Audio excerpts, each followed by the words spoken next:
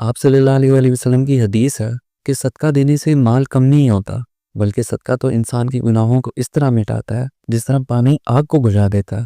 ایک دفعہ آپ صلی اللہ علیہ وسلم ایک جنگ کی تیاری کے لیے تمام مسلمانوں سے مال اکٹھا کر رہے تھے۔ تمام مسلمان اپنی اپنی مالی استطاعت کے مطابق اللہ تعالیٰ کی راہ کے اندر مال خرچ کر رہے تھے، لیکن یہ سب کچھ ایک بہت ہی غریب صحابی حضرت ابو دمدم دیکھ رہے تھے۔ ابو دمدم اتنے غریب صحابی تھے کہ ان کے پاس اللہ تعالیٰ کی راہ میں مال خرچ کرنے کے لیے بالکل بھی نہیں تھا۔ ابو دمدم کہتے ہیں کہ میں جب اپنے گھر گیا نا تو میں نے رات کو اللہ تعالیٰ سے عہد کیا کہ اللہ تعالیٰ تو جانتا ہے میرے پاس اس دنیا کا مال نہیں ہے جو میں تیری راہ کے اندر خرچ کر سکوں، لیکن اللہ تجھے آج راضی کرنے کے لیے میں اپنی عزت اور اپنا حق قربان کرتا ہوں۔ ہر اس انسان نے جس نے مجھے تکلیف دی، میری دل آزاری کی، میں اسے آج اللہ تعالیٰ تجھے راضی کرنے کے لیے معاف کرتا ہوں۔ حضرت ابو دمدم کہتے ہیں کہ یہ کہہ کے میں سو گیا، اور اگلے دن جب میں صحابہ کے ساتھ جا کے بیٹھا تو آپ صلی اللہ علیہ وسلم آئے۔ آپ صلی اللہ علیہ وسلم نے پوچھا کہ وہ شخص کون ہے جس نے رات کو اپنے اور اللہ کے درمیان میں وعدہ کیا ہے، اپنے اور اللہ کے درمیان میں ایک صدقہ کیا ہے؟ تو تمام صحابہ ایک دوسرے کی طرف دیکھنے لگ پڑے کہ وہ شخص کون ہے جس نے رات کی تنہائی کے اندر اللہ کے ساتھ کوئی صدقہ کیا ہے۔